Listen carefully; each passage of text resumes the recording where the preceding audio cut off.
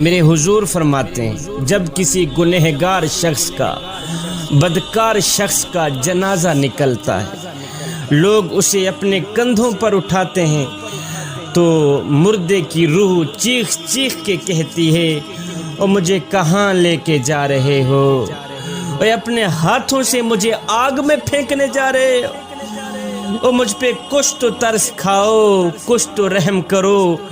قبر کی آگ مجھے تو دور سے دکھائی دے رہی، وہ دیکھو قبر میں آگ بھڑک رہی ہے، اوے قبر کی آگ مجھے تو دور سے دکھائی دے رہی ہے، تمہیں دکھائی کیوں نہیں دے رہی؟ میرے حضور فرماتے ہیں مردے کی چیخ انسان کے علاوہ ہر چیز سنتی ہے، ہر چیز سنتی ہے، اگر انسان سن لیں تو بے ہوش ہو جائیں۔ اللہ اکبر۔ مردہ اپنے عزیز و اقربا، رشتہ داروں کو، دوستوں کو چیخ چیخ کے کہتا ہے، مردے کی روح چیخ چیخ کے اپنی اولاد کو کہتی ہے اور میں نے تمہارے لیے دن رات ایک کر کے تمہارے لیے مال جمع کیا اور تمہارے لیے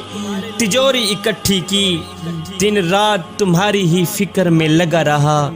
کہ میری اولاد کا ایک اچھا مستقبل بن جائے، میں نے تمہارے لیے، تمہارے پیٹ کے لیے، تمہارے مستقبل کے لیے حلال و حرام کی تمیز بھی نہ کی، میں نے تمہارے لیے اتنا کچھ کیا اور تم مجھے زبردستی آگ میں پھینکنے جا رہے ہے۔ ساری زندگی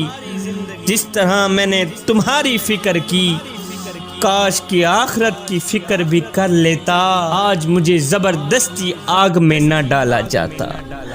اللہ اکبر۔ پھر فرمایا جب مومن کا جنازہ نکلتا ہے، اللہ اکبر، میرے کریم نبی نے فرمایا صحابہ جی یا رسول اللہ، فرمایا جب مومن کا جنازہ نکلتا ہے تو مومن کی روح کہتی ہے جلدی کرو مجھے میرے اصلی مکان میں چھوڑ آؤ، جلدی کرو مجھے میرے اصلی گھر میں چھوڑ آؤ، ساری زندگی جس مالک کا نام جپتا رہا، ساری زندگی جس رب کا نام لیتا رہا، آج اسی کا میں نے دیدار بھی کرنا ہے،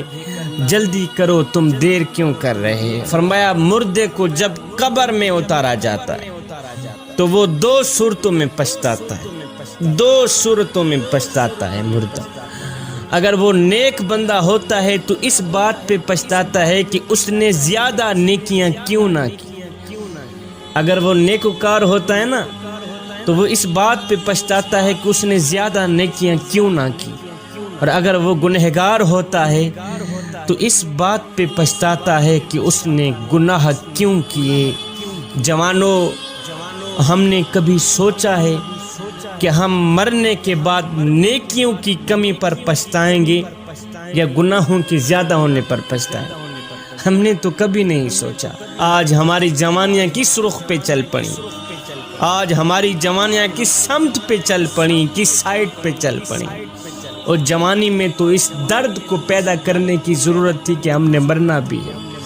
جوانی میں تو اس سوچ کو پیدا کرنے کی ضرورت تھی کہ ہم نے قبر میں بھی جانا ہے، جوانی میں تو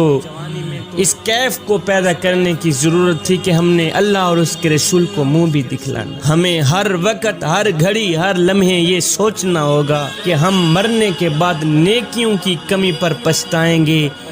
یا گناہوں کے زیادہ ہونے پر پچھتائیں گے۔ جوانوں، یہ زندگی کے لمحے ہمارے لیے غنیمت ہیں، انہی لمحوں میں ہم کچھ کر لیں، انہی لمحوں میں ہم کچھ اکٹھا کر لیں، انہی لمحوں میں خدا کی یاد اور محبت کے دیے اپنے دل میں جلا لیں، معلوم نہیں پھر فرصت ملے نہ ملے، معلوم نہیں پھر یہ زندگی کے لمحے ملے نہ